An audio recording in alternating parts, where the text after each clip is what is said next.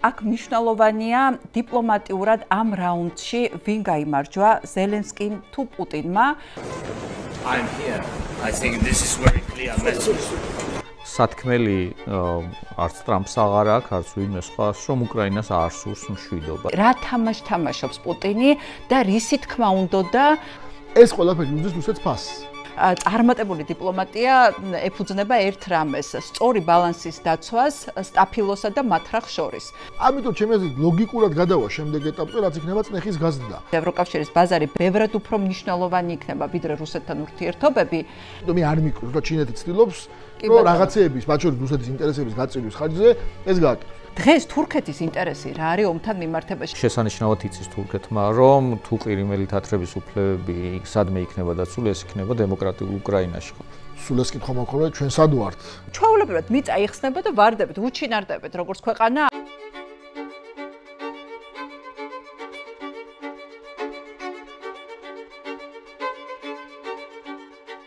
მოგესალმებით, ეს არის საერთაშორისო აქცენტები, მე გაკვესიტაძე ვარ, თქვენ უყურებთ ჩვენს YouTube პლატფორმას მისმინე. კიდევ ერთხელ შეგახსენებთ, რომ გამოგვიწერეთ, ასევე იაქტიურეთ კომენტარებში, ასევე გამოგყვებით Facebook-ზე, TikTok-ზე და Instagram-ზე. მოკლედ, დღეს ჩვენ ვილაპარაკებთ იმ თემაზე, რომელიც ამ კვირაში არის ყველაზე აქტუალური. ამერიკელების ინიციატივით შედგა მოლაპარაკებები თურქეთში, უკრაინასა და რუსეთს შორის, თუმცა არ შედგა რასაკვირველია იმ ფორმით, როგორც დაგეგმილი იყო. ზელენსკი ჩავიდა თურქეთში და მან პუტინს მიმართა. მე აქ ვარ. I'm here. I think this is very clear message. მაგრამ საპასუხოდ პუტინი რასაკვირველია როგორც მოსალოდნელი იყო, არ ჩავიდა სტამბოლში და რაც მთავარია მოლაპარაკებებზე ძალიან დაბალი დონის დელეგაცია გააგზავნა. იმდანაც დაბალი დონის, რომ რასაკვირველია შეხვედრაზე არ გამოცხადდა არც ზელენსკი და არც ტრამპი, რომელიც პუტინის ჩასვლის შემთხვევაში აპირებდა, რომ თავადაც შეერთებოდა ამ შეხვედრას. შეხვედრა უკვე დასრულებულია, ერთადერთი ხელშესახები შედეგი რაც დადგა, ეს არის პატიმრების გაცვლა 1000 პატიმარი, 1000 ტყვე რუსეთის მხრიდან და 1000 უკრაინის მხრიდან და ასევე როგორც რუსეთის დელეგაციის ხელმძღვანელმა განაცხადა, შედგა მოლაპარაკება იმაზე, რომ აუცილებლად შეხვდებიან ერთმანეთს ლიდერები. მოკლედ განსაკუთრებული არაფერი არ მოხდარა, მაგრამ აქ მნიშვნელოვანია დიპლომატიურად ამ რაუნდში ვინ გაიმარჯვა, ზელენსკიმ თუ პუტინმა და ვინ გაიმარჯვა პირველ რიგში ამერიკის ახალი ადმინისტრაციის თვალში და პირადად ტრამპის თვალში, რადგან ჩვენ ვიცით, რომ ბოლო პერიოდში ტრამპი მუდმივად ზეწოლას ახდენდა ზელენსკიზე, უფრო მეტ გაცილებით მეტ ზეწოლას ახდენდა ზელენსკიზე, ვიდრე პუტინზე და ის ამბობდა, რომ ზელენსკი გარკვეულწილად ხელს უშლის მოლაპარაკებების წარმოებას რუსეთთან, ხოლო პუტინს უნდა მოლაპარაკებები. თუმცა ჩვენ ვნახეთ, რომ ბოლო პერიოდის განმავლობაში ოდნავ შეიცვალა ტრამპის დამოკიდებულება, საბოლოო ჯამში გაფორმდა ძალიან მნიშვნელოვანი ხელშეკრულება ამერიკასა და უკრაინას შორის მინერალებზე, მაგრამ რა პოზიციას დაიკავებს ტრამპი მისი ცვალებადი ხასიათის გამო, ჯერჯერობით არ ვიცით, ვიცით მხოლოდ ის კომენტარი, რომელიც მან გააკეთა თავისი ვიზიტიდან, უკან დაბრუნების დროს თვითმფრინავში, როდესაც კითხეს, რომ არის თუ არა იმედგაცრუებული, რომ პუტინი არ ჩავიდა მოლაპარაკებებზე, მან განაცხადა, რომ სანამ მასსა და პუტინს შორის პირადი საუბარი არ შედგება, არაფერი არ იქნება. President, are you disappointed in the level of the delegation that the Russians sent to Turkey? I don't know anything about it. I'm not disappointed in anything. Look, nothing's going to happen until Putin and I get together, okay? მოკლედ, ამ თემაზე დღეს ჩვენთან სტუმრად არიან ზურაბ ბატიაშვილი და სერგი კაპანაძე. მოგესალმებით პირველად ხარ ჩვენ სტუდიაში. დიდი მადლობა და ჩვენ ეხა ვილაპარაკებთ, ანუ რა ხდება რა კონტექსტში განვითარდა ეს მოლაპარაკებები თურქეთში, როგორც ვთქვი, თავარი ინიციატორი მოლაპარაკებების იყო ამერიკის შეერთებული შტატები. ტრამპის ამოცანა არის, რომ მან რაღაც სამშვიდობო შეთანხმება გააფორმოს რუსეთსა და უკრაინას შორის. ჯერჯერობით მან ვერაფერს ვერ მიაღწია, მიუხედავად იმისა, რომ ამბობდა, რომ 24 საათში დაამთავრებდა ამ ომს. პუტინის ამოცანა რჩება იგივე, უკრაინის ამოცანა რასაკვირველია რჩება იგივე, მაგრამ ჩვენ არ ვიცით რა როგორ შეიცვლება ტრამპის განწყობები ამ ჩავარდნილი მოლაპარაკებების შედეგად, იმიტომ რომ ეხლა მოლაპარაკებები სადაც დაბალი დონის დელეგაციები ხვდებიან ერთმანეთს, ჩვენ არ შეგვიძლია შევაფასოთ, როგორც მნიშვნელოვანი მოლაპარაკებები, სადაც მნიშვნელოვანი საკითხები გადაწყდა. მოდი დავიწყოთ იქედან ზურა, რომ თვითონ პუტინი, რატო შედგა 2022 წლის მსგავსად ეს მოლაპარაკებები ისევ თურქეთში, სადაც საბოლოო ჯამში პუტინი არ ჩავიდა. თურქეთი არჩეული იქნა, იმიტომ რომ რუსეთისთვისაც და უკრაინისთვისაც ერთგვარი მოსახერხებელი ადგილია, როგორც გეოგრაფიულად, ისე პოლიტიკურად, ორივესთან თურქეთს აქვს მეტნაკლებად ნორმალური ურთიერთობა. მეორე დატვირთვა ქონდა, როგორც ყველა დიქტატორს, პუტინისთვისაც მნიშვნელოვანი არის სიმბოლოები და რადგან 2002 წლის მარტის მოლაპარაკებები სტამბოლში გაიმართა, ჩათვალა, რომ ახლაც უნდა იყოს რეალურად და რუსეთის დელეგაცია ამაზე აპელირებდა, გაგრძელება უნდა იყოს თითქოს იმ ძველი დაწყებული მოლაპარაკებების, რომელიც კრახით დასრულდა, ხო? სრულიად სხვა სიტუაცია, მაშინ კიევის მისადგომებთან იდგა რუსული ჯარი, ხარკოვის მისადგომებთან იდგა, ხერსონი აღებული ჰქონდათ, ახლა აქედან ყველა ადგილიდან გასულია, ხო, რუსული ჯარი, მაგრამ ეს რუსეთის გადმოსახედიდან მასე იყო, თორე მეორე მხრივ ახლა უკრაინის გადმოსახედიდან მაშინ ამაზე იყო საუბარი, რომ თქვათ იგივე დონეცკის და ლუგანსკის ოლქების სტატუსი იმ მოლაპარაკებაზე მერე უნდა ყოფილიყო განხილული და იმ მოლაპარაკების მერე მოახდინა ანექსია, ხო, ვითომ რეფერენდუმის ჩატარებით და ასე შემდეგ, ხო. სულ სხვა სიტუაცია, მაგრამ პუტინს როგორც ხშირ შემთხვევაში რაღაც ამოჩემებები აქვს და ამ შემთხვევაშიც კი ბატონო უკრაინულ მხარე დათანხმდა თან ისე რომ უკრაინის მხარე იმიტომ დათანხმდა, რომ ტრამპს ალაპარაკო არ ქონდა, რომ ბურთი გადააგდო ისე რუსეთის მხარეს გადააგდო, როდესაც ზელენსკიმ თქვა, მე პირადად ჩავალ და იქ დაველოდები. რეალურად უპირატესობა. და მე თქვა, რომ მე აქ ვარ. ჩამოდი. მორალური უპირატესობა ძალიან მნიშვნელოვანია ხოლმე ასეთ სიტუაციებში და მორალური უპირატესობა უკრაინის მხარეს არის. ახლა სათქმელი არც ტრამპს აღარ აქვს, არც ვინმე სხვას, რომ უკრაინას არ სურს მშვიდობა და შესაბამისად ერთის მხრივ ევროპელების იმედი მაქვს უკვე მალე მიიღებენ ამ ახალ პაკეტ სანქციების, მათ არგუმენტები მნიშვნელოვანი იქნება და ეს არგუმენტიც წაადგებათ ერთი ამაში, მეორე იგივე შეერთებულ შტატებში, ვიცით რომ შეერთებულ შტატებში სხვადასხვა ესენია ცენტრის ძალები არის, რომელიც გადაწყვეტილების მიღებაზე ზემოქმედებენ და მათთანაც იქაც განხილვების დროს მნიშვნელოვანი იქნება უკრაინის ეს პოზიცია.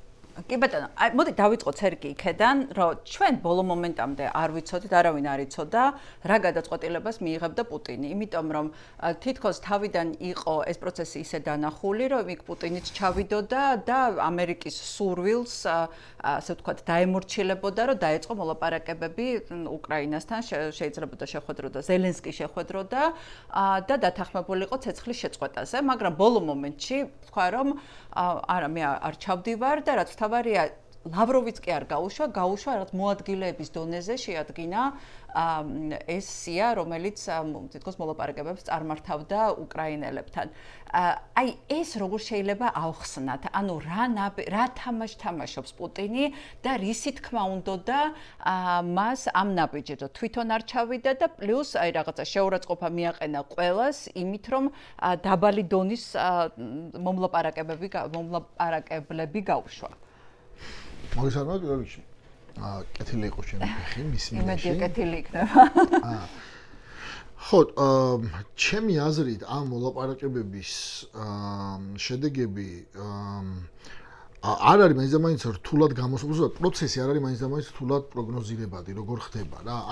ეს არის ჩემი აზრით ერთ-ერთი მოლაპარაკებათაგანი, რომელშიც ძალიან დიდი მნიშვნელობა აქვს მხარეებს რა ბატნა ექნებათ. რა ექნებათ ბატნარი უკეთ, არ შეთანხმების ალტერნატივა რა არის რა. აი თუ ვერ თანხმები და ვერ ახდენ რაღაც ახალი ტიპის რეალობაზე ხელმოწერას, ასეთ შემთხვევაში რა გაქვს ალტერნატივა, ხო? ეს არის ჩემი აზრით, ეს არის ერთ-ერთი მოლაპარაკებათაგანი, სადაც ეს იქნება გადამწყვეტი რა. რუსეთისთვის ამ წუთში ჯერჯერობით ეს ბატნა, ეს ცნობილი ტერმინია მოლაპარაკებებში, არის კარგი. რატო? რა ხდება რუსეთის შემთხვევაში ახლა?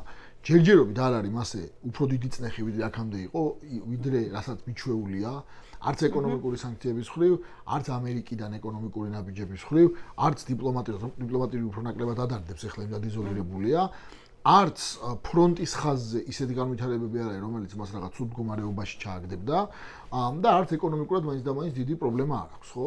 ანუ შესაბამისად მისთვის ეგ საკამათოა, შედარებით ვიძახ, შედარებით, ანუ რაც იყო იმასთან შედარებით, თუ რამე არ შეიცვალა ჯერჯერობით, ხო, ეკონომიკურად აქვს ფუნდამენტური სტრუქტურული პრობლემა, მაგრამ არა, პრობლემა აქვს ასევე ის, რომ თუ ასე გაგრძელდა და ნავთობის ფასი დარჩა დაბალი, მას ძალიან სერიოზული პრობლემა შეიძლება. მომავალში, ანუ ამ წუთში ვიძახ, ამ წუთში მისი ალტერნატივა არის, როგორც, ხო, ამ წუთში მისი ალტერნატივა არის, რომ არ არის ისეთი ცუდი, როგორც ასე ვთქვათ, შეიძლება იყოს ცუდი შეთანხმება რა.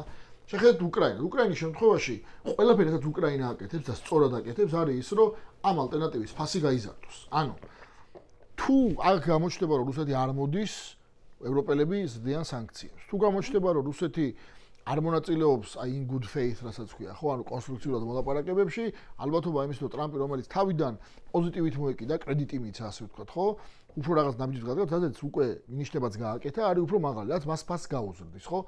შესაბამისად, ეს არის ეგეთი ტიპის მოლაპარაკება, რომელშიც უფრო დიდი სტრატეგიული თამაში არის იმაზე, ალტერნატივის ფასი გაეზარდოს რუსეთს. ეხლა რუსეთის გადასახედიდან ასეთი ტიპის მოლაპარაკებებში მონაწილეობის ისტორია რაღაც გვაქვს და ვიცით, ხო? პუტინი ამ მოლაპარაკებებში, იმიტომ რომ ეს არ არის, ასე ვთქვათ, გაყინული კონფლიქტის მოლაპარაკებები, რომელშიც მას შეუძლია გადააგდოს მომავალში ბურთი. ეს არის მოლაპარაკებები, რომელიც რაღაც ახლით უნდა დასრულდეს. ეს არ არის მაგალითად მინსკის და ნორმანდიის ფორმატის მოლაპარაკებები, რომელშიც 10 ჯერ შეეძლო მონაწილეობის მიღება, ვიღაცა მოეთხოვებია და რაღაც. ხო, აქ პუტინი თუ გამოჩნდება ერთხელ, ორჯერ და იქნება რუსული კლასიკური სქემით, მათი გადასახედიდან. ანუ ეს რა არის? ჯერ არის რაღაც დაბალი დონის დელეგაცია, რომელიც რაღაც დათმობებს აკეთებს, უბრალოდ ჯერ აყენებს მაქსიმალურ პოზიციას, მინიმალურ დათმობებს აკეთებს და თუ რაღაც დასათმობი იქნება, ბოლოს შეიძლება დათმოს პუტინმა, ხო? ანუ ამიტომ ის ბევრჯერ არ გამოჩნდება. აქ რო პუტინი არ ჩავიდოდა, ჩემი აზრით ძალიან მოსალოდნელი იყო. ოღონდ რა თქმა უნდა, ის ამას ესე თავიდანვე არ იტყოდა, იმიტომ რომ ფასი პუტინის ყოფნას უნდა გაეზარდოს, უნდა გაუზარდოს, ხო? ამიტომ ჩვენთვის აღარაფერი მოულოდნელი არ იყო. სხვა შორის შეთანხმებაც რაც ეხლა ცნობილი არის, რომ არის, ხო? ანუ ამ 1000 შეთანხმება, ეგეც ისეთი შეთანხმება და მათ შორის შეხვედრაზე შეთანხმებაც, ხო? ან რაღაც განცხადების გაკეთება, რომ შეხვდებიან ნედლები ერთმანეთს. ეგეც ამ წუთში დიდ სურათში არაფერს არ ცვლის. ანუ დიდ სურათში იგივე ამოცანები დარჩა უკრაინასაც და რუსეთსაც. უკრაინამ ჩემი აზრით მიაღწია მთავარ ამოცანას იმას, რომ ევროპა და ამერიკა უფრო მეტად არის უკრაინისკენ გადახრილი და უფრო მეტად მზად არიან, რომ ფასი გაუზარდონ პუტინს. რუსეთმა ჯერჯერობით ყოველ შემთხვევაში რაიმე დიდი წნეხი ვერ მიიღო. თუმცა წინაპირობა იმის, რომ ეს წნეხი გაიზარდოს, ჩემი აზრით არის. ამიტომ ეხლა რა მოხდება, ამაზე იქნება დამოკიდებული ამერიკის შეერთებული შტატები და ტრამპი კონკრეტულად რამდენად გაბედავს, რომ უფრო მეტად მიაწვეს რუსეთს, უფრო მეტად გაუზარდოს ფასი.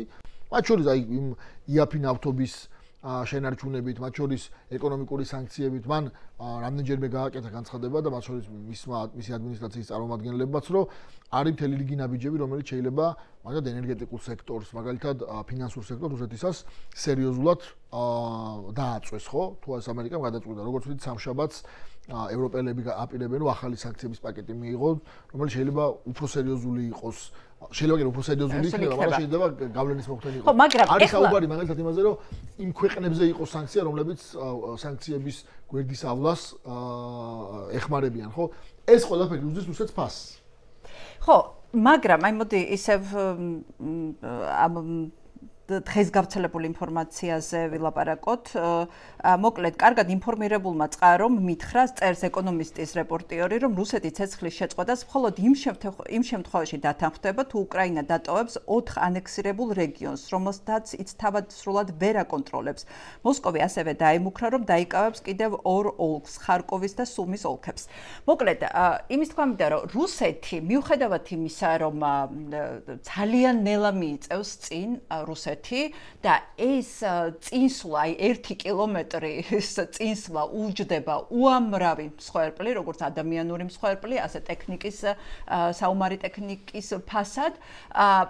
მიუხედავად ამისა, პუტინი არის ისევ იმ ილუზიაში, რომ მას შეუძლია უკრაინის მთლიანად დამორჩილება. ანუ მას თავისი დიდი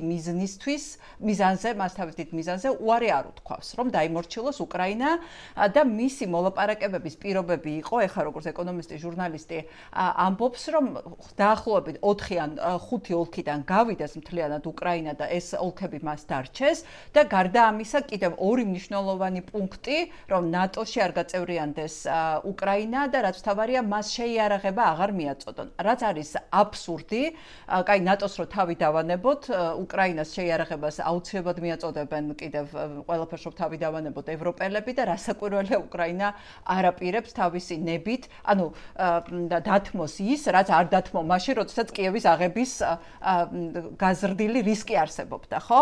ანუ არც ერთ მხარეს არ შეუცვლია პოზიციები. ამ პირობებში ძალიან მნიშვნელოვანია ეხლა, ანუ ეს მოდი ერთი რამ განსაზღვროთ. პუტინი ეხლა რეალურად ხო ნებისმიერ რაციონალური ლიდერი გადაათამაშებდა იმ მაქსიმუმს, რისი მიღწევა შეუძლია, ხო? ის მაქსიმუმ აღარ არსებობს ესეთი მაქსიმუმი, რომ მე დავიპყრო მთლიანად უკრაინა და გავაკონტროლო და ის დაქვემდებარებულ სახელმწიფოდ ვაქციო, ხო? ჩემ ვასალად ვაქციო, ხო? ეს მოცემულობა არ არსებობს. რუსეთს არ აქვს ამისი არანაირი ძალა, არანაირი რესურსი ამისთვის არ აქვს. აი რატო არ მიდის, ანუ რატო არ ჩამოწია, ასე ვთქვათ, მოთხოვნები პუტინმა, იმიტომ რომ რაღაცა ილუზიაში შეიძლება ცხოვრობდეს, თუ იმიტომ რომ ეხლა მაგალითად აქვს ტრამპის იმედი, იმიტომ რომ ტრამპის დამოკიდებულება მის მიმართ იყო საკმაოდ კეთილგანწყობილი, ხო? ზურა, რას ფიქრობ?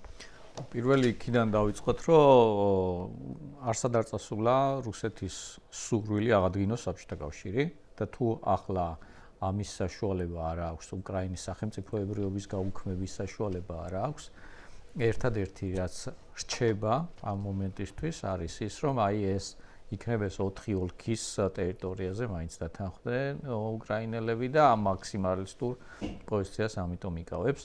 გეგმა არსად არ წასულა, ის ფიქრობს, რომ ამ ეტაპზე ეს შეიძლება მოიპოვოს და მერე უკვე ახალი ძალები დააგროვოს, ახალი ძალები და მაინც მთლიანად გადაყლაპოს უკრაინა. ეს ასად, ანუ საბჭოთა კავშირის აღდგენის იდეა პუტინის თავში არსად არ წასულა, ის არის არის და იქნება. ხო უნდა შეაფასოს, გაქვს თუ არა ამის ძალა. თავიდან ეგონა რომ ქონდა. ის თulis ახლაც რომ აქვს ამის ძალა. ამერიკის დაზარვასაც ეგონა რომ ქონდა ამის ძალა, იმიტომ რომ თვლიდა რომ კიევი დაეცემოდა 3 დღეში და რუსეთს ყავდა ყველაზე ძლევამოსილი არმია, მაგრამ ევროპაში, მაგრამ ესე არ აღმოჩნდა. პუტინი თulis რომ ახლაც აქვს საშუალება, თუნდაც აი მობილიზებული თუ შევხედავთ, ხო, ეხლა ვიღაცა შეიძლება თქვას რომ ბომბჟები მიყავს ის მიყავს.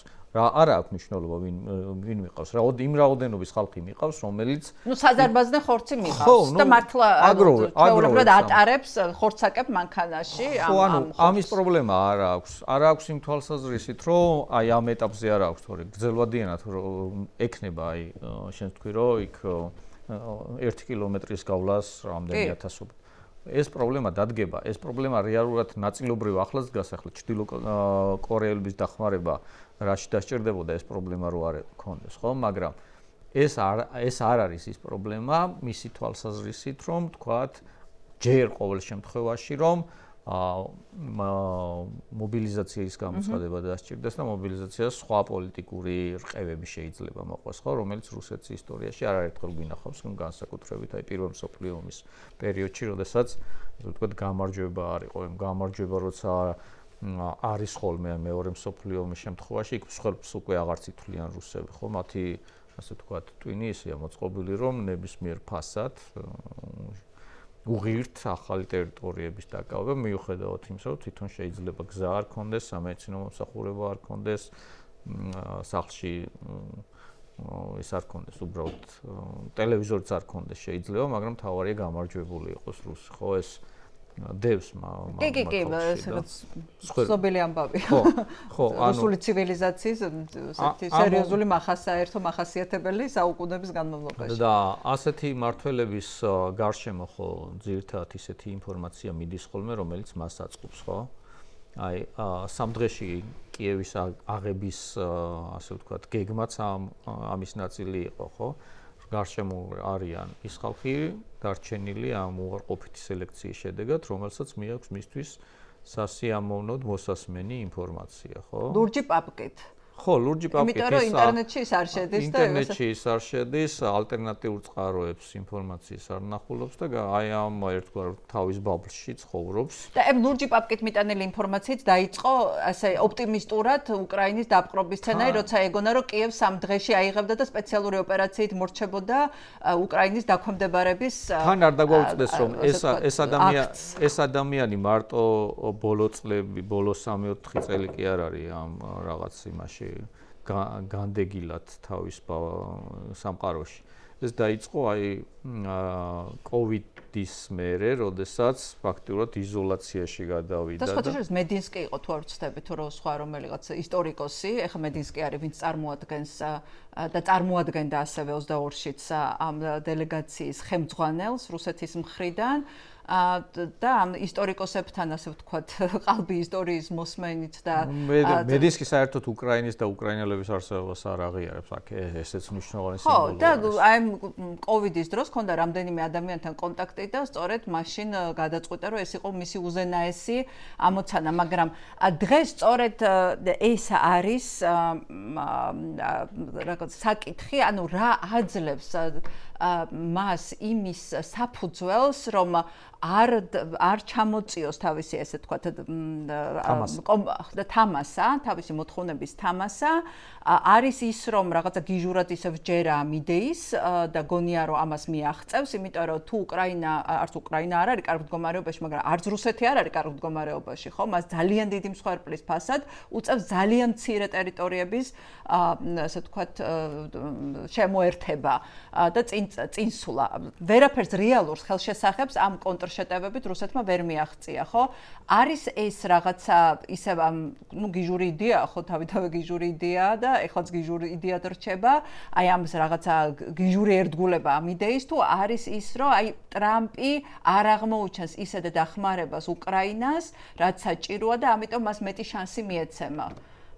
რას ფიქრობ? ანუ მე მგონია რომ ის იდეა რომელიც თავიდან ქონდა ეგრეთ წოდებული საბჭოთა კავშირის აღდგენის უკრაინის შეერთების ზოგადად რუსული იმპერიის, დიდი რუსული იმპერიის. და იგი არც დაწესულა ბუნებრივია და აქვს უბრალოდ აქ მე არ მჯერა იმის რომ მას გულწრფელად ჯერა რომ ეხლა მოლაპარაკებების შედეგად აღადგეს ამ იმპერიას და რაღაცნაირად უფრო მეც დაათმობიებს უკრაინას ვიდრე ამ წუთში არის სტატუს კო ფრონტზე. ანუ ჩემი აზრით, ანუ მე არ მაქვს საფუძველი ვივარაუდო რომ იმდენად რა ქვია იდიოტია რომ ისაც ომით ვერ დაიპყრო დაიპყრობს დიპლომატიით.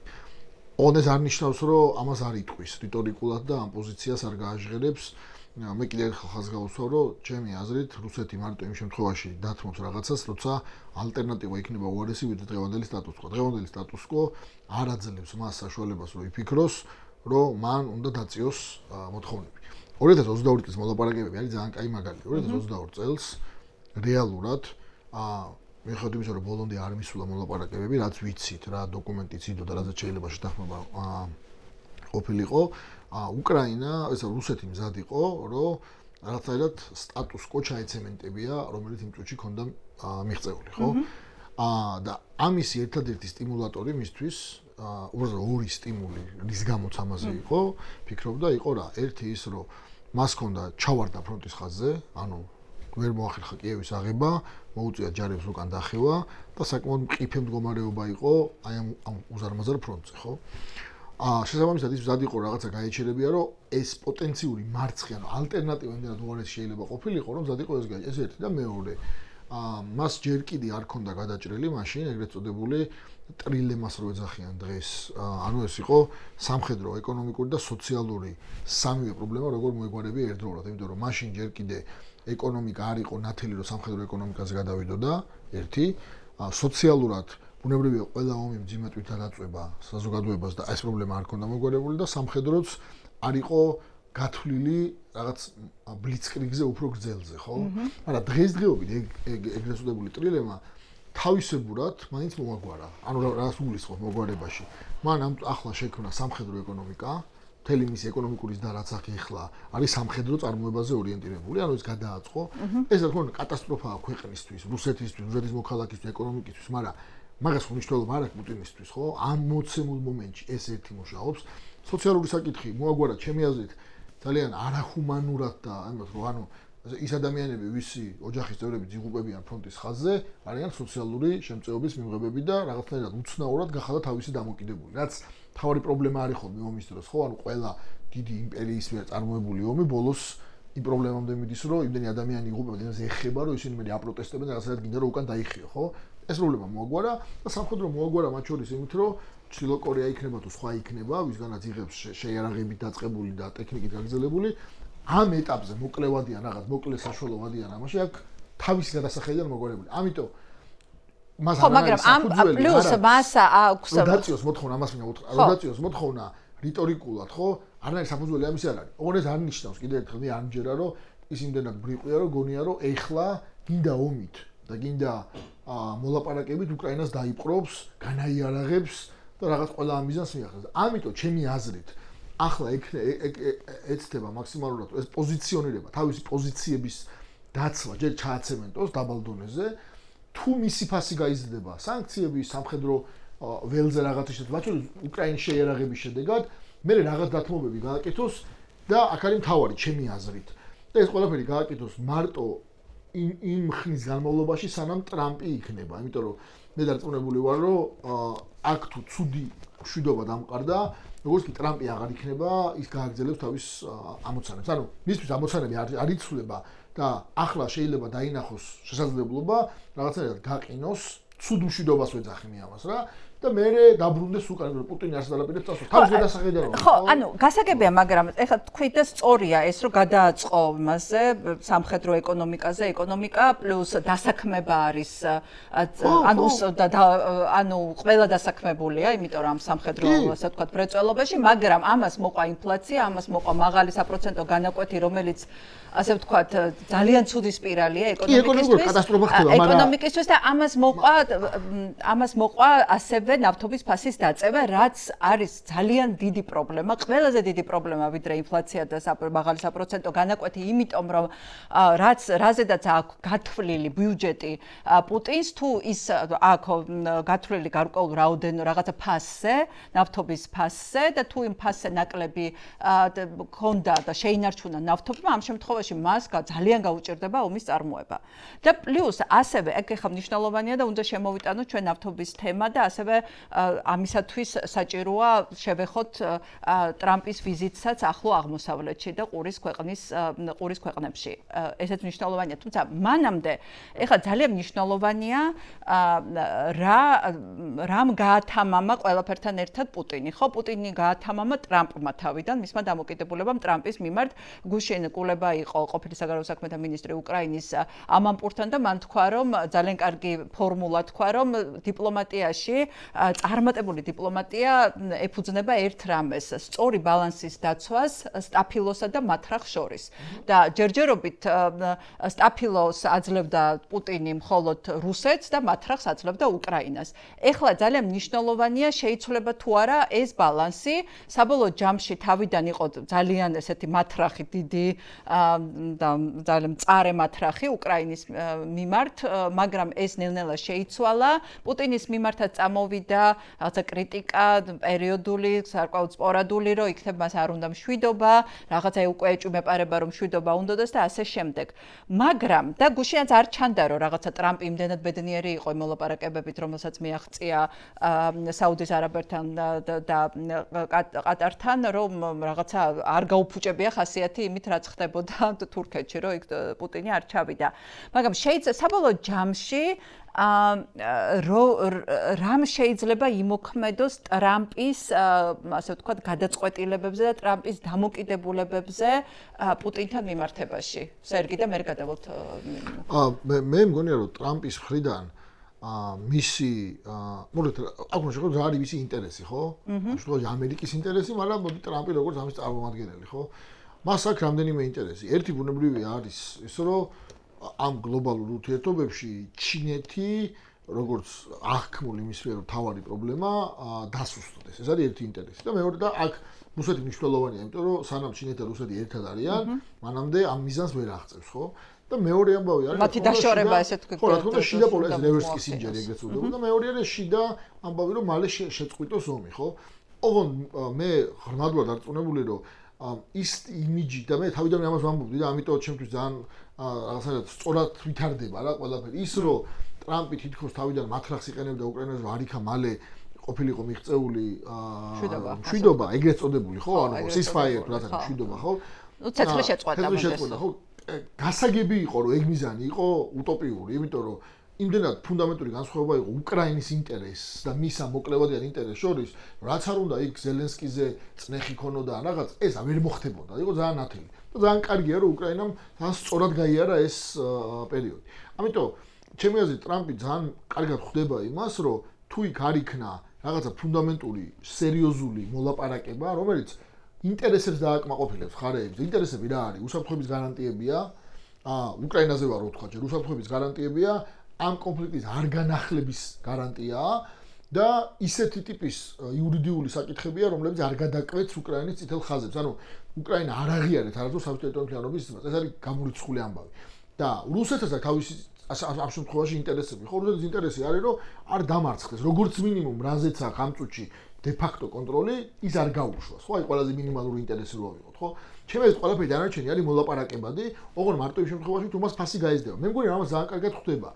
ის რომ ტრამპმა მიცა უფრო მეტი კრედიტი პუტინს, ასე ვთქვათ, რიტორიკული კრედიტი, ეს მე არ ვეთანხმები ამას, გონია რომ პირით ადრე უნდა დაეწყო ეს, მაგრამ მე მესმის რატო შეიძლება ეს გაიკეთებია, იმიტომ რომ ამ კონფლიქტში რომ რუსეთი თავის მიზანს საბოლოო ჯამში ვერ მიაღწევდა, ძალიან ნათელი უნდა ყოფილიყო პუტინისთვისაც, სწორად თქვი შენ წეხან რა, ანუ ხო მორჩა 3 წელია ომი გრძელდება, 4 წელი, რამდენი 3 წელია ომი გრძელდება, მე 4-ში გადავიდა და გასაგებია რომ ვერ მიაღწია, ანუ დეკლარირებული მიზნის მიღწევა არის თითქმის შეუძლებელი, ხო?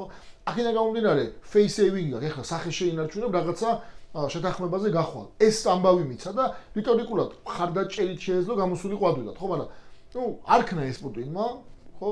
ამიტომ ჩემი აზრით ლოგიკურად გადავა შემდეგ ეტაპზე, რაც იქნება წნეხის გაზრდა. აქ მე მგონი მნიშვნელოვანი. მაგრამ შეხვედრაზე რო ლაპარაკობს, აი მე და ეს რუბიომაც იგივე თქვა.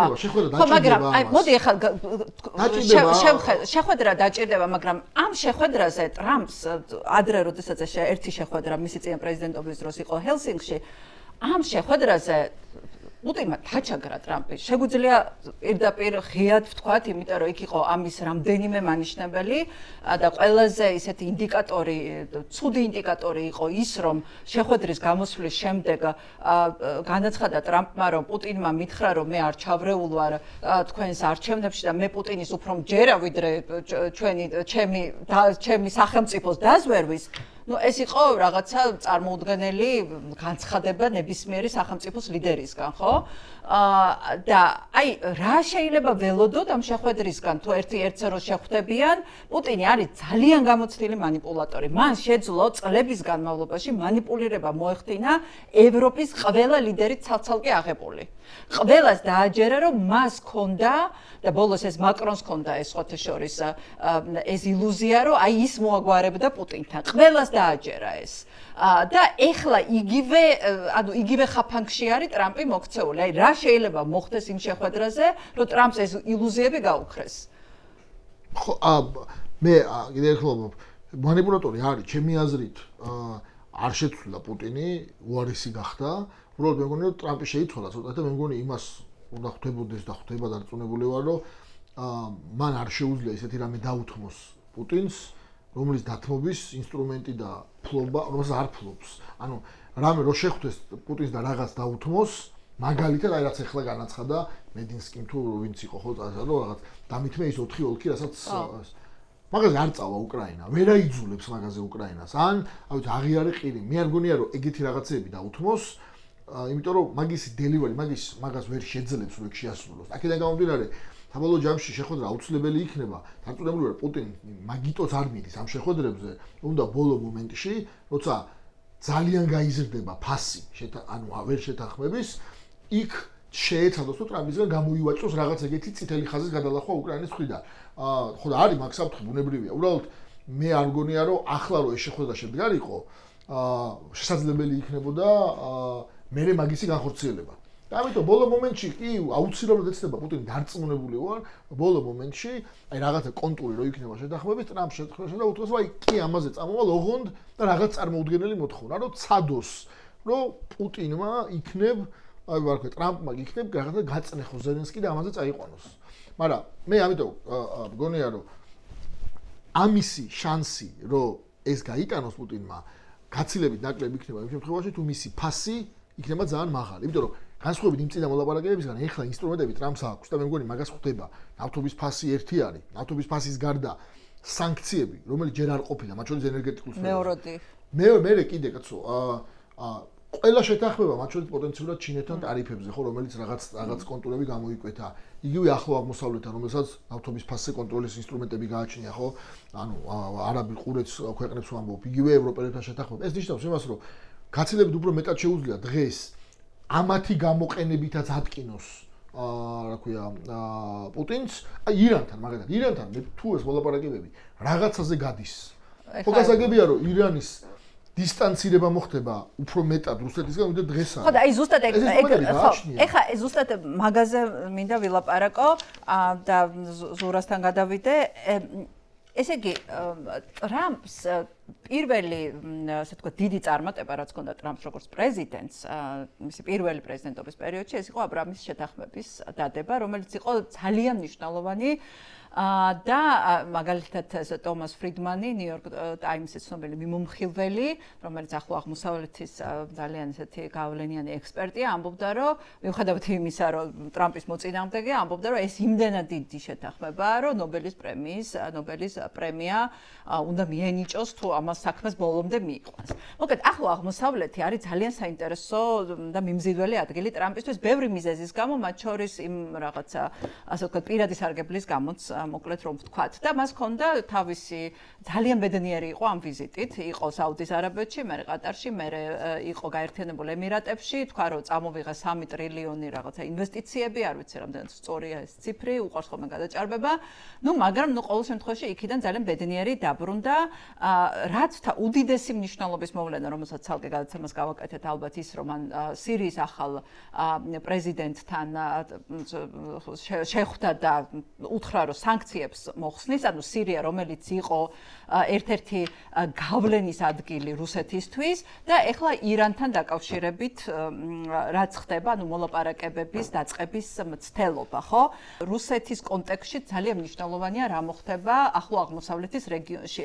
აი ეხლა რა ნიშნები ჩანს ზურა და რა შეიძლება ამან მოიტანოს იგივე ნავთობის ფასის თვალსაზრისით რომელიც არის ყველაზე მნიშვნელოვანი პრინციპში დღეს ხო მნიშვნელოვანი ნავთობის ფასი არის მათ შორის ტრამპისთვისაც ახლა თუ წინა შუალედური არჩევნების პერიოდში იქ ნავთობის ფასი გაიზარდა ამას შეიძლება პირდაპირ გავლენა მოახდინოს არჩევნების შედეგებზე ხო რაც შეეხება ირანთან შესაძლო შეთანხმებას ირანს რეალურად მართლა უჭერს სანქციების გამო და მის ინტერესში არის რომ რაც შეიძლება მალე მიაღწიოს შეთანხმებას ოღონდ თავის პირობებით ეს თავის პირობები გულისხმობს რომ ეს ბირთვული პროგრამასთან დაკავშირებით ის ნივთიერებები მისთვის სანდო ქვეყანაში ამ შემთხვევაში რუსეთში იყოს გატანილი ვთქვათ და მოეხსნას ამის გამო სანქციები. ვნახოთ ეს სადამდე მივა და რამდენად ეს მოლაპარაკებები სხვათა შორის უკვე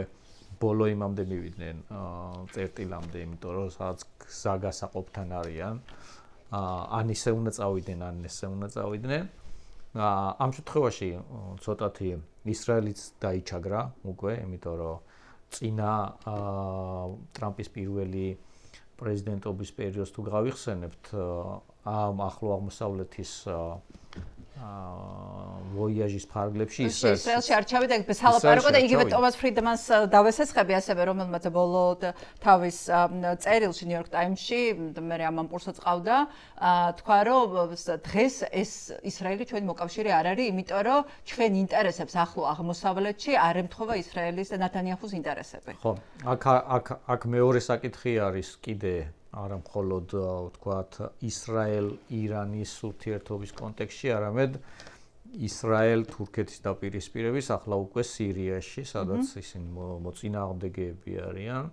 აი ამ კონტექსტშიც ტრამპმა უფრო თურქეთის მხარე დაიჭირა ჯერჯერობით რაც ჩანს, იმიტომ რომ თურქეთს არ აქვს ცუდი, ანუ საგარეო ფლანგზე. არა, შესანიშნავად არის სირიაში, ანუ სირიასთან დალაგდა ქურთებმა, ასე ვთქვათ, გადატვირთვა მოითხოვეს ურთიერთობების. სირია მოექცა თურქეთის გავლენის ყოველ შემთხვევაში ის ნაწილი, რომელსაც ეს ეხლანდელი მთავრობა აკონტროლებს, მთლიანად არ აკონტროლებს, ვერ აკონტროლებს, მაგრამ რასაც აკონტროლებს, მოექცა ის გავლენის სფეროში. ამერიკელები გასვლას აპირებენ, ის კონტინგენტი რაც ყავს, იმის გაყვანას აპირებს ტრამპი, იქ სადაც ქურთები არიან და აქაც ნეტანიაჰუს პირდაპირ მიუთითა, რომ ერდოღანთან უნდა აწარმოასვან მოლაპარაკებები, მიუხედავად იმისა, რომ შეიძლება სამხედრო თვალსაზრისით ისრაელს უპირატესობა ჰქონდეს საჰაერო კომპონენტში, იმიტომ რომ F-35-ები ყავს და თურქეთს F-16-ები ყავს, ისიც ძველი მოდელები, ხო? ამის მიუხედავად ხედავთ, რომ ტრამპი უფრო ერდოღანის მხარეს იხრება და ისრაელი რაღაცნაირად ამ კონტექსტიდან, ამ შემთხვევაში, ამ მომენტისთვის მაინც, ასე ვთქვათ, ამოგდებული ჩანს, თუმცა ჩვენ ვიცით, რომ ტრამპი ძალიან ხშირად იცვლის ხოლმე პოზიციებს და ვნახოთ, როგორ იქნება. და რაც შეეხება იმას საისწავა ნავთობის ფასი, რეალურად რაზეა ეს დამოკიდებული? ეხლა ახლო აღმოსავლეთში რა კონფლიქტი იქნება თუ არა ირანთან, ამაზე არის დამოკიდებული. საუდელებთან და სხვა არაბულ ქვეყნებთან რა სახის შეთანხმება იქნება მოპოვებასთან დაკავშირებით, ამაზე არის და ასევე რა თქმა უნდა იმაზეც არის, რომ ჩინეთი, ინდოეთი ეს მთავარი მომხმარებლები ამ ნავთობის რა პოზიციაზე იქნებიან, იმიტომ რომ ვიცით, რომ რუსეთის განაძიღებენ ისინი, ახლო აღმოსავლეთის განაძიღებენ, ჩუმად ირანის პრინციპში ჩინეთი და ინდოეთი რო არ იყოს, რუსეთს დღეს ბევრად უფრო მძიმე მდგომარეობა ექნება მისი ნავთობის შემსგებლობები. ირანიც მაგალითად ირანის ნავთობის შემოვლითი გზებით ჩადის მალაიზიაში და მალაიზიიდან მერე მიდის ჩინეთში, როგორც მალაიზიური ნავთობი. მალაიზია იმდენ ნავთობს აწვდის ჩინეთს, რომელსაც თვითონ ვერ აწარმოებს და ხო, ანუ რო შევაჯამოთ ნავთობის ამბავი, ეს არის, ესე იგი, ომი იქნება თუ არა? ხო, ეს ერთი როგორ გადალაგდება და მშვიდობიანობა იქნება თუ არა ახლო აღმოსავლეთში, ირანთან განსაკუთრებით, მაგრამ რაც მთავარია ამ შემთხვევაში ინტერესები ტრამპის არის შიდა პოლიტიკისთვის, იმიტომ რომ ნავთობის ფასზე არის დამოკიდებული ინფლაციის მაჩვენებელი და ეს ძალიან მტკივნეულია ყველა ქვეყნისთვის, ანუ დაბალი ნავთობის ფასი მას აწყობს შიდა პოლიტიკურად, განსაკუთრებით შუალედური არჩევნების დროს, რადგან ამერიკაში ამ ტარიფების დაწესების გამო არ არის კარგი ეკონომიკური მდგომარეობა და ბოლო პერიოდში იყო საშინელი რყევები საფონდო ბირჟებზე და პირველად მოხდა, რომ აი ესეთი ხელშესახები ეკონომიკური ბარდნა იყო ამ ტარიფებზე, ტარიფების დაწესების გამო და მეორე რომ ეს ამ შემთხვევაში ტრამპის ინტერესი ემთხვევა უკრაინის ზოგადი ინტერესია რომ ნავთობის ფასი დაბალი იყოს ყველა ქვეყნისთვის, მაგრამ ამ შემთხვევაში რუსეთის ინტერესების წინააღმდეგ მუშაობს. ეხლა აი აქ რო შემოვიყვანოთ ძალიან მნიშვნელოვანი ასევე აქტორები, ჩინეთი, ხო? ჩინეთ ჩასული იყო სი ძინპინი 9 მაისს, ბევრი ლიდერი არ ყოფილა, იყო ორი სატელიტი ჩასული ევროპიდან, ვუჩიჩი და ფიცო და იყო ჩასული სი ძინპინი და ლულა. და ნუ გავრცელებული ინფორმაციით სი ძინპინმა უთხრა პუტინს, რომ საჭირო იყო რაღაცა დაწყება მოლაპარაკებების, ხო? ომის დასრულებასთან დაკავშირებით. მერე ასევე გავრცელდა ინფორმაცია, რომ ლულა დაბრუნდა სი ძინპინიდან ისევ მოსკოვში, რომ ეს მესიჯი ჩაეტანა ჩინეთის პრეზიდენტის რუსეთისთვის. მოდი, ეხლა გამოვკვეთოთ ჩინეთის ინტერესი, მას რატომ აწყობს ამ ომის დასასრულისკენ წაყვანა, ხო? რა არის მისი ინტერესი? იმიტომ რომ რაღაცა დროს მან ისარგებლა ამ ომით ძალიან, მაგრამ დღეს აი რა ინტერესი შეიძლება გქონდეს ჩინეთს, რომ უკრაინა რუსეთის ომი დასასრულისკენ წავიდეს? სერგი. ეგ ძალიან დიდი კითხვა არის, ძალიან დიდი საკითხია, ანუ ხო, და არც ხარ ჩინეთის სპეციალისტი, მაგრამ არა, სპეციალისტიც არ არის, აუბრე, ანუ ამ დროში ჩინეთის ინტერესები რაც არის ძალიან, ჩემი აზრით, ნათელი ტრამპის პირობებში ინტერესებს ვამბობ. ხო, იმიტომ რომ სხვა ტიპის კონფლიქტი დაიწყო. ჩინეთს აქვს მთავარი ინტერესი, რაც უკვე ძალიან გამოკვეთილია, ეს არის, რომ შემცირებული ესე იგი, ჩინეთი არის ამ წუთში ექსპორტზე ორიენტირებული ქვეყანა, რომელიც გასაღების მთავარი ბაზარი მათ შორის იყო ამერიკის შეერთებული შტატები. არა ყველაზე დიდი, მაგრამ ერთ-ერთი ყველაზე მსყიდველ უნარიანი, ხო? ტარიფების გამო, მიუხედავად იმისა, რომ ეხლა შემცირდა რაღაც ტარიფი, მაგრამ მაინც დარჩა, ხო, ის 125%, მაინც ჩამოვიდა 30-ზე, მაგრამ მაინც დარჩა, ხო? ესე 30-ის შემდეგ აზრიც არა აქვს ტარიფების გასასრულო და დალაბარიერი. ამ წუთში ჩინეთის მთავარი ამოცანა არის, რომ იპოვოს ან ამერიკას გააუქმებიოს ტარიფები, ან იპოვოს გასაღების ალტერნატიული ბაზრები. გასაღების ალტერნატიული ბაზრები არის ბევრი არ არის, სულ არის რამდენიმე. ეს არ არის აფრიკა, ეს არ არის ლათინური ამერიკა, შეიძლება თავარი ევროპა, ევროკავშირი. თავარი არის ევროპა და ასევე პოტენციურად არის რუსეთიც. რომელიც ამ წუთში არ არის. ანუ ამ წუთში რუსეთის ბაზარი მისი შემცირებული წყვილუნარიანობის გამო, ნუ არის რასაც ყიდის ის, მაგრამ იქ არ არის მზდის დიდი პოტენციალი. არის ევროპა. ევროპა, რომელიც ამ წუთში არის დაკავებული ძირითადად მათ შორის დიპლომატიურად გადართული არის რუსეთზე ამ უკრაინის ამბავზე და აპირებს რომ მეტი ფული დახარჯოს მათ შორის ნახეთ გერმანიის კანცლერის გადაწყვეტილება და მთავრობის ხო? ევროპაზე ცალკე უნდა ვილაპარაკოთ. ხო, მაგრამ ეს მნიშვნელოვანი ამბავია, ანუ მანამ სანამ ევროპა ამ წუთში ამას აკეთებს, ჩინეთისთვის რა თქმა უნდა მნიშვნელოვანი არის, რომ თუ ეს კონფლიქტი დამთავრდება, ან გაიყინება და ის მოახერხებს რომ გადაეწყოს ამ ახალ ბაზრებზე, მაშინ აივიდებს ძალიან დიდ ტრაგედიას კატასტროფას ეკონომიკურ ფინანსურ თავისთვის, ხო? ეს არის ერთი ამბავი. არის მეორე ამბავი, რაც შეეხება იმას თუ როგორ დასრულდება ეს ომი. მე მგონი ათელია ჩინეთისთვისაც, რომ ეს ომი არ დასრულდება რუსეთის სრული გამოსვლით უკან, ხო, გასაგებია. რამაც მე არ გამოვრიცხავ, ამას მათ შორის ჩინეთშიც წერენ და საუბრობენ, რომ არ გამოვრიცხავ, რომ ეგრეთ წოდებულმა დროებითმა მშვიდობამ, ცუდმა მშვიდობამ მას ხელფეხი გაუხსნას, რომ მომავალში, არა დღეს სხვა, შეიძლება საშუალო მომავალში, იგივე მეთოდი, რაც რუსეთმა გამოიყენოს თავის სამეზობლოში.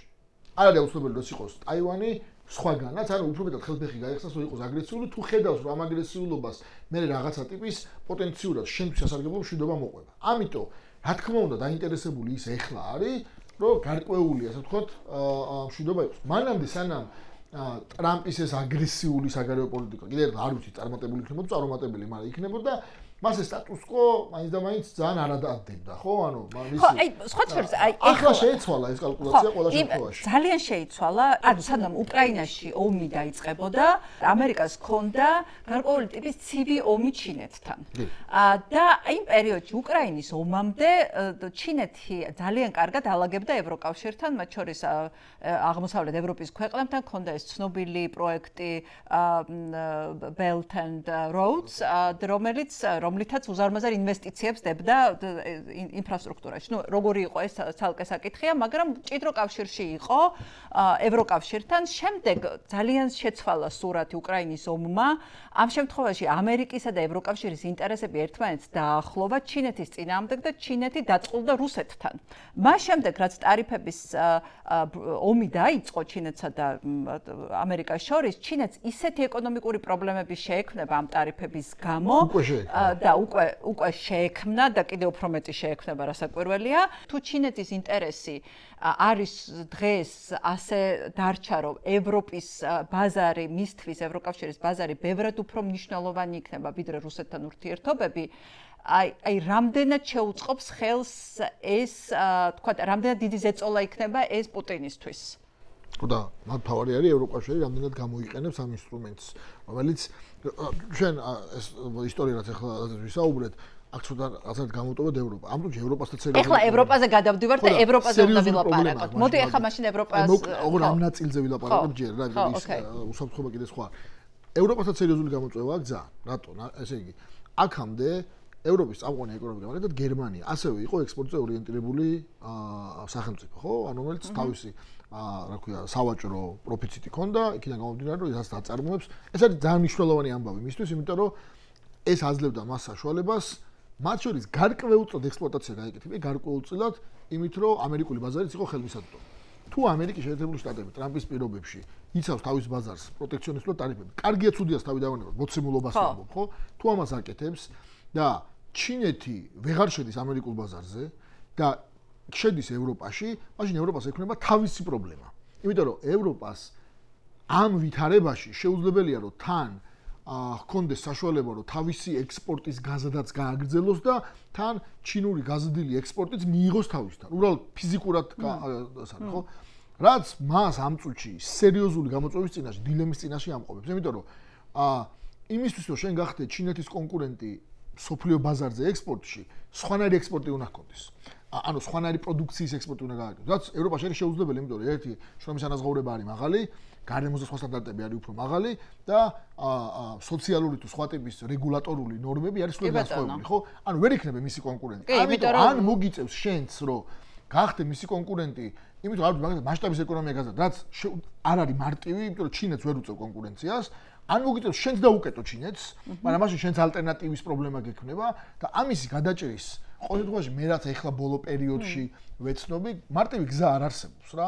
ამიტომ მას თავისი პრობლემა აქვს, ჯერ კიდევ მოსაკვეთად. ამიტომ ის რომ ჩინეთს შეიძლება უნდოდეს სანამ ამ პრობლემას ევროპა მოაგვარებს, მანამდე იქნება ომი დამთავრდეს და ჩინეთმა მოახერხოს ევროპასთან როგორც მინიმუმ ნაწილის მაინც თავისი surplus პროდუქციის, რომელიც ამერიკაში ვერგაც ევროპაში რაღაცნაირად დაალაგოს ექსპორტი, ეს მისთვის არის ნომერ 1 ამოცანა. ამიტომ მე არ მიკროს და ჩინეთი ცდილობს, რომ რაღაცეების, მათ შორის რუსეთის ინტერესების გაწირვის ხარჯზე ეს გააკეთოს. ეს ძალიან ეს უკიდურესად მნიშვნელოვანი ფაქტორია. ამბავია ევროპისთვის. იმის პრობლემა ისევე მოსაგვარებელი იქნება და მე არ გამოვრიცხავ, რომ შეიძლება ხვალზე გარა, მაგრამ ისეთი ძალები როგორც ტრამპია, რომელიც ამბობს, რომ ჩემი ეკონომიკა რო დავიცვა, კიდევ უფრო უნდა შევზღუდო. თორე წინააღმდეგ შემთხვევაში მე პრობლემა მექნება შიგნით, ხო? ჩემ წარმოებლებს პრობლემა ექნებათ.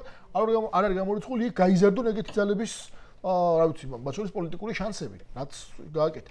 ამიტომ ეს ამბავი წინა ბრძოლა გვაქვს ჯერ კიდე ჩემი აზრით. ხო, მაგრამ ძალიან მნიშვნელოვანია აქ ის კი არა მორალური პოზიციები, ინტერესები რა არის და ეხლა სხვათა შორის ჩინეთის ინტერესი ძალიან მნიშვნელოვანია და ამიტომ ეხლა გამოჩნდება საბოლოოდ როგორ ჩამოყალიბდება ეს ინტერესი და ამ ინტერესს როგორ ეხმიანება, ასე ვთქვათ, რუსეთის ინტერესები და მეორე ეხლა თურქეთსაც რო ვილაპარაკოთ.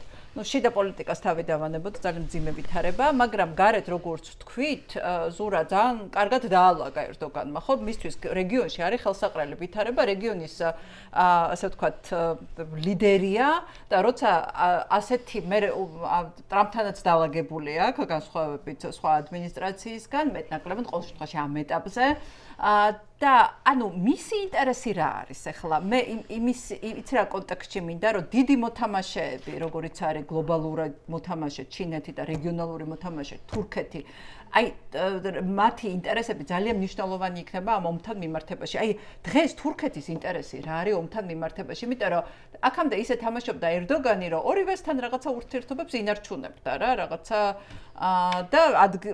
და იმასაც მიაღწია რომ მოლაპარაკებების ადგილი არის თურქეთი პირველი ინტერესი არის ის, რომ საბჭოთა კავშირი არ აღდგეს, რომ რუსეთმა არ გაიმარჯვეს. ხო, იმდენთან რეგიონზე, კავკასიის რეგიონზეც ვილაპარაკოთ, ეხლა მე მადაეხსნება, ხო, იქ დაალაგა, ეხლა კავკასიაში. პირველი ინტერესი არის, რომ საბჭოთა კავშირი არ აღდგეს, იმიტომ რომ თავის დროზე როცა ნატოში გაწევრიანდა თურქეთი, მთავარი мотиваცია იყო ის, რომ ეგზისტენციურ საფრთხეს წარმოადგენდა საბჭოთა კავშირის არსებობა თურქეთისთვის და უამრავ თანხას ხარჯავდა იმისთვის, რომ ეს საფრთხე შეემცირებინა და ასე შემდეგ. ეს არის ერთი ინტერესი, მაგრამ ეს არ გამორიცხავს, რომ ეკონომიკური ურთიერთობები არ ქონდეს და ეკონომიკური ურთიერთობა რუსეთთან ვაჭრობა, რა ვიცი, ბევრი რაღაცა აქვს საერთო და ამითაც სარგებელს იღებს ისევე როგორც ვთქვათ ნავთობი, გაზი და ასე შემდეგ, ამით იღებს სარგებელს. უკრაინაში ვწდის იგივე თავის შეიარაღებას, რომელიც კარგია, ხარისხიანია და ასე შემდეგ და ანუ ყველაფრის აფიშირება არ ხდება ხოლმე მიწოდებული შეიარაღების, ესეც უნდა ითქვას. ამ და შავ ზღვაზე ძალთა ბალანსი არ დაგვაუწყდეს, რომ თურქეთს ამ ომის დაწყებიდან მალევე გამოცხადებული აქვს ჩაკეტვა და დღემდე ჩაკეტილად რჩება ბოსფორის და დარდანელის სრუტე რუსეთის სამხედრო გემებისთვის და ამის საშუალებას მონტროს კონვენცია აძლევს მას და ამას იყენებს ბოლომდე, ანუ ძალთა ბალანსს იცავს არა რუსეთის სასა, იმიტომ რომ რუსეთს ფიზიკურად შეეძლო იქ შეეყვანა და გაეძლიერებინა თავის შავ ზღვაზე. რაში ჭირდება, რომ შავ ზღვაზე მას ყავდეს ისეთი ყველაზე დიდი შავ ზღვაზე მეტოქე ყველაზე დიდი ფლოტი სამხედრო თურქეთს აქვს, ყველაზე დიდი სანაპირო ზოლი ასევე შავ ზღვაზე და მას მიაჩნია რომ ეს როლი მისი შესაბამისად უნდა აისახოს, მაგრამ აქ კიდევ ერთხელ ვიტყვი არ ჯდება რუსეთის ასე ტერიტორიული გაფართოება მის ინტერესში, განსაკუთრებით ყირიმთან დაკავშირებით, რომელსაც სხვათა შორის საინტერესოა იყო ყირიმელი თათარი დანიშნა ელჩად, რომელიც დაკავებული ყავდათ რუსებს უკრაინა. ნუ არა მარტო ელჩი ახლა თავდაცვის მინისტრი უკრაინის არის ყირიმელი თათარი და ეს თურქეთთან ურთიერთობებს რა თქმა უნდა უადვილებს ხო? და შესანიშნავად იცის თურქეთმა რომ თუ ყირიმელი თათრების უფლებები სადმე იქნება დაცული ეს იქნება დემოკრატიულ უკრაინაში ხო და არა რუსეთის შემადგენლობაში ხო მაგას თავი დავანებოთ და ახლა კავკასიაზე გადავიდეთ კავკასიაზე ჩვენ დავინახეთ უკვე ამ ომის ასე ვთქვათ გამოძახილი და შედეგი იმ თვალსაზრისით რომ აზერბაიჯანმა აღიდგინა ბოლომდე თავის ტერიტორიული მთლიანობა ჯერ პატარ-პატარა ნაბიჯები იყო ის ლაჩინის კორიდორზე კონტროლის დამყარება მერე მთლიანად ყოფილი მთიანი ყარაბაღის ოლქზე კონტროლის აღდგენა და ასე შემდეგ ანუ თავისი ზომით წონით ყველაზე დიდი ქვეყანა სამხრეთ კავკასიაში არის აზერბაიჯანი და აზერბაიჯანი როგორც თურქეთის მოკავშირე და თურქული გავლენის მქონე თურქეთის გავლენის მქონე ქვეყანა ისინი მოქმედებენ ასეთი პრინციპით ერთიერი ორი სახელმწიფო ანუ იგულისხმება ის რომ ერთიერი არიან მაგრამ ისტორიული სხვადასხვანაირად განვითარებული მოვლენების გამო ორ სახელმწიფოდ ჩამოყალიბდა აზერბაიჯანი და თურქეთი. აქედან გამომდინარე თურქეთის გავლენა იზრდება და ასევე სომხეთთან დაკავშირებით საინტერესოდ ვითარდება ასევე თურქეთის ინტერესები. ხო, ეს ძალიან მნიშვნელოვანია. ხო, იქითა ფრონტზე მიმდინარე ამბებზე bis გამო აქეთა ის თითქოს მეორე ხარისხოვან ამბად იქცა, მაგრამ სერიოზული დათბობა მიდის მათ შორის. ხო, ამასაც უნდა მიუძღოთ ერთი გადაცემა ნამდვილად. ერთ-ერთი საკითხია მაგალითად საზღვრის გახსნის თემა, რომელსაც პერიოდულად ხსნიან ხოლმე, ბოლოს გახსნეს და ჰუმანიტარული დახმარება გააგზავნა სომხეთმა სირიაში და მაგ დროს გახსნეს და წავიდა თურქეთის გავლით, ანუ პირდაპირ წავიდა სომხეთიდან ეს ჰუმანიტარული დახმარება. საუბარი ჯერჯერობით რა თქმა უნდა არ არის დიპლომატიური ურთიერთობების გადადგმაზე. ეს შემდეგ ეტაპზე იქნება, მაგრამ მხარეები კარგად ხედავენ რომ საკითხში აჩქარება არ შეიძლება. ხო, მაგრამ უნდა გაძლიერება თავისი პოზიციების ცალსახად, ხო? ოღონდ ეს ჭკვიანურად კეთდება, არ კეთდება ესე რომ ერთ დღეში ვერ მოგვარდება ყველა პრობლემა. სომხეთმა მაგალითად უკანა პლანზე გადაწია გენოციდის აღიარების საკითხი. თურქეთი არ ჩქარობს და არ ბევრ საკითხს ასე ვთქვათ თავს არ ახვევს სომხეთს.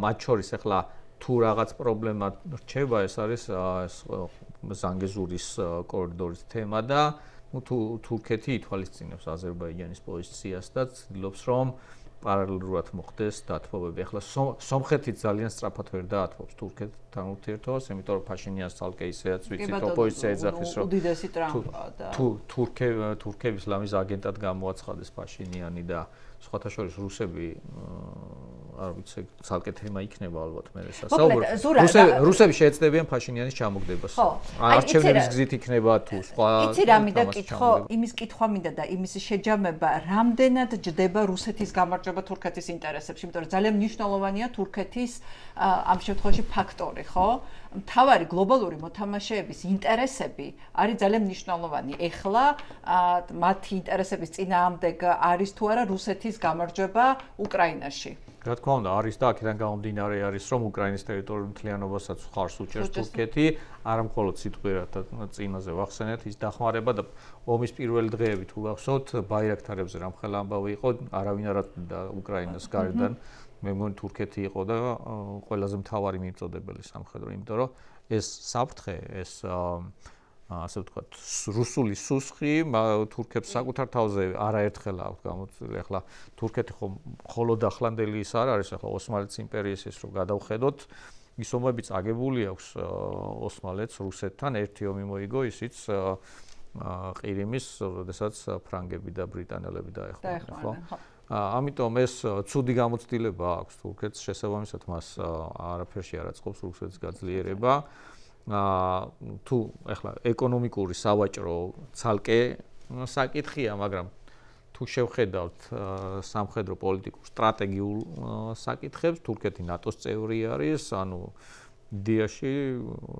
რუსეთის თავარი მოწინააღმდეგე რახან ნატო არის, მათ შორის თურქეთი არის და თქვათ აი ეს ევროპის ახალ არქიტექტურაზე როცა არის საუბარი, ხო? იქ საუბარია რომ კანადაც უნდა იყოს, ევროპის ქვეყნები უნდა იყოს და თურქეთი უნდა იყოს, იმიტომ რომ თურქეთს სამხედრო თვალსაზრისით ყველაზე დიდი შეიძლება ყველაზე დიდი გამოცდილება ჰქონდეს უკრაინის არმიის მერე და მათ შორის რუსეთთან სამხედრო დაპირისპირების გამოცდილებაც იგივე სირიაში თუ ინვეს გააჩნია რუსეთს აქვს და რუსეთი არის თურქეთი არის ერთადერთი ქვეყანა მთელი ნატოს არსებობის ისტორიაში, როდესაც მთავარი მოწინააღმდეგის რუსეთის თვითმფრინავი ჩამოაგდეს, ხო? კი, და ბოლოს დავამთავროთ ახლა ყველაზე მთავარი თემით, ანუ ჯერ ჩვენ არ ვიცით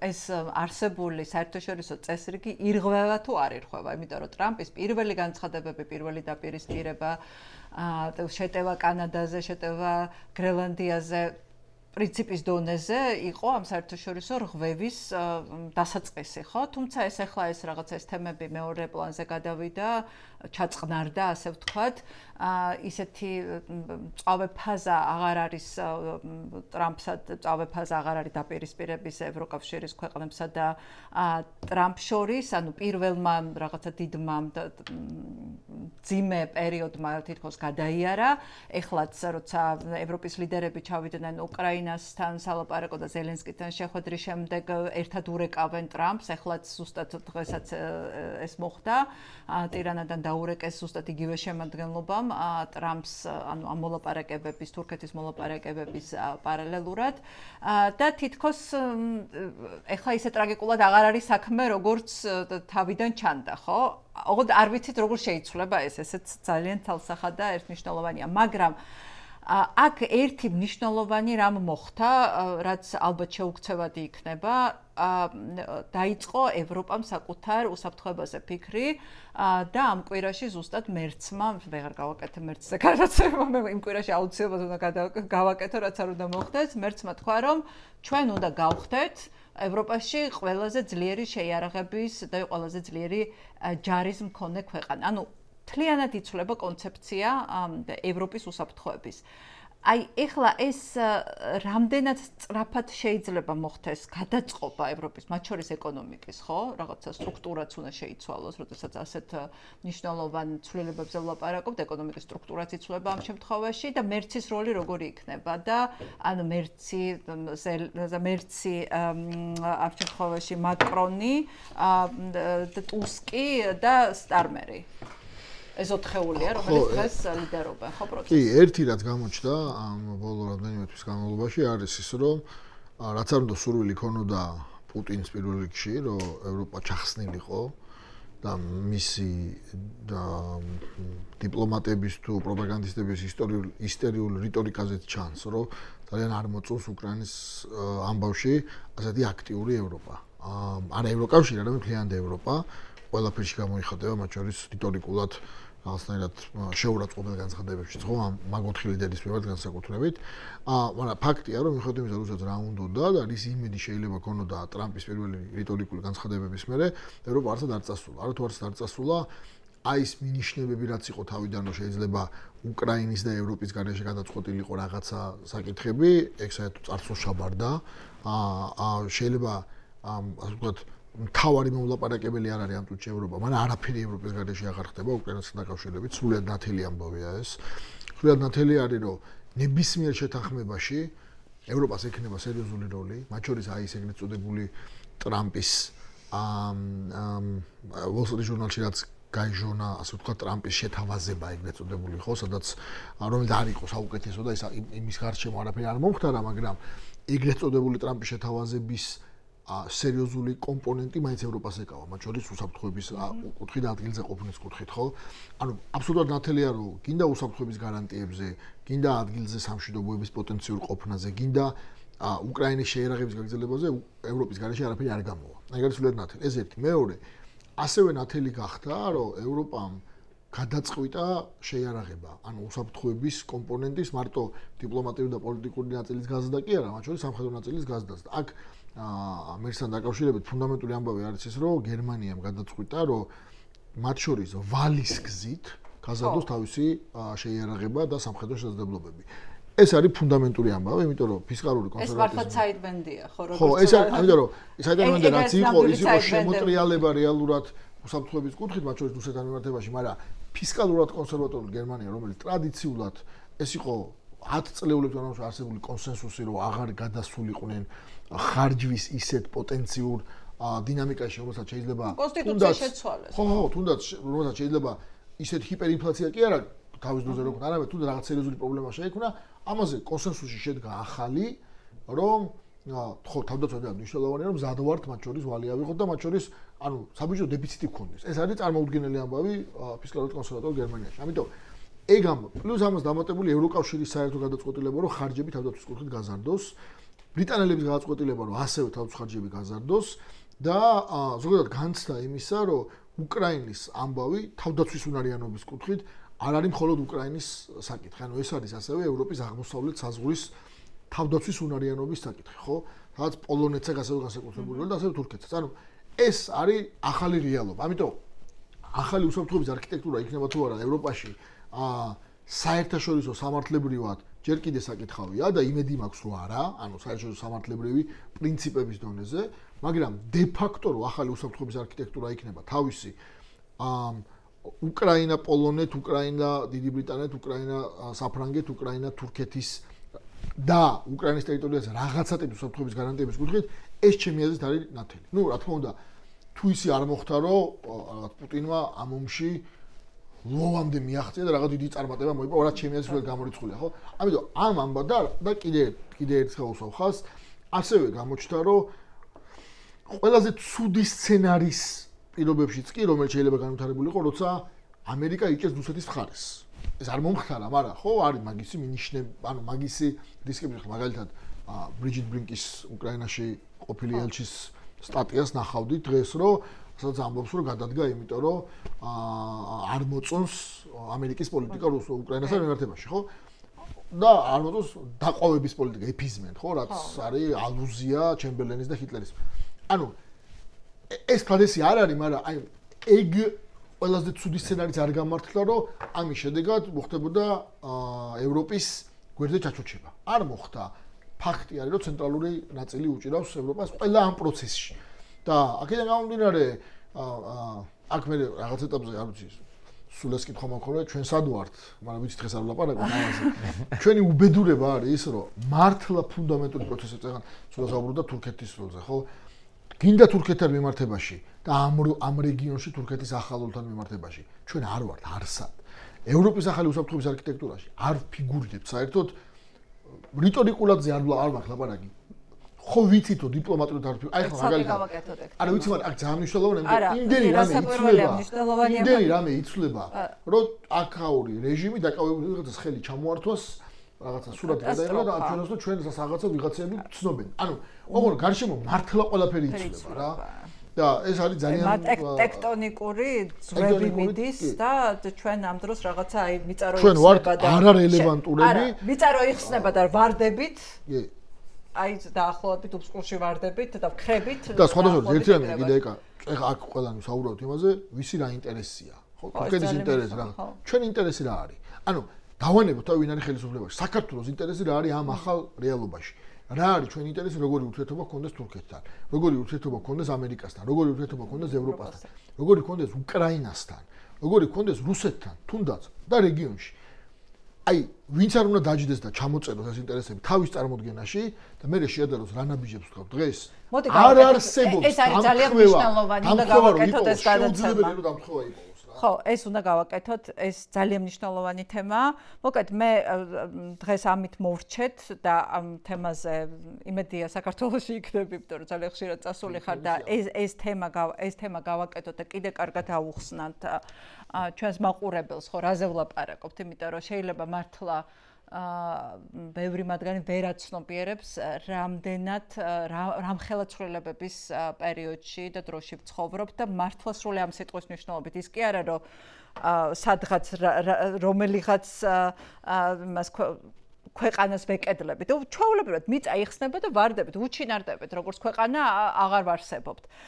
და ეს უნდა მე მგონი კიდევ უფრო კარგად უნდა გავაცნობიერებინოთ ჩვენს მაყურებელს რა უბედურ დღეში აღმოჩნდებით, თუ რამე არ შევცვალეთ შიგნიდან. და რამდენად მძიმე და რამდენი წლის და 10 წლეულების ამბავი იქნება, რომ დაუბრუნდეთ საწყის მდგომარეობას.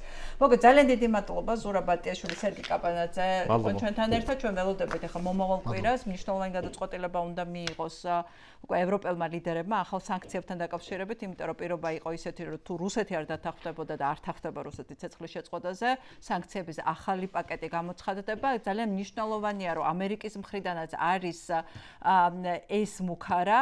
ამ შემთხვევაში უნდა გამოვყოთ სენატორები და მათ შორის ლინცი გრემი, რომელიც მიუხედავად იმისა, რომ ზელენსკისთან რაღაცა უთანხმოებები ჰქონდა, მაინც რჩება, უნდა სამართლიანობისთვის უნდა აღინიშნოს ძალიან დიდ მხარდამჭერად უკრაინის, ანტირუსად და მისი ინიციატივა სხვა სენატორებთან ერთად, რომ რუსეთს დაუწესდეს მეორადი სანქციები. მოკეთ უნდა დაველოდოთ ახლა პუტინისგან ტრამპის რეაქციებს პუტინის გადაწყვეტილებაზე, რომ ის ცეცხლს არ შეწყვეტს, უნდა დაველოდოთ ევროპის რეაქციას და ჩვენ ამ ყველაფერს მე შევაჯამებთ ასევე ერთ კვირაში და უკვე ხა პირობას ვდებ, რომ აუცილებლად გავაკეთებ გერმანიაზე, იმიტომ რომ გერმანიის ფაქტორი, მერცის ფაქტორი იქნება ძალიან მნიშვნელოვანი ევროპის არქიტექტურაში, როგორც ჩამოყალიბდება ეს არქიტექტურა, აი რა მოხდება, რომ ეს მიძინებული, ასე ვთქვათ, გველეშაპი გაიღვიძებს.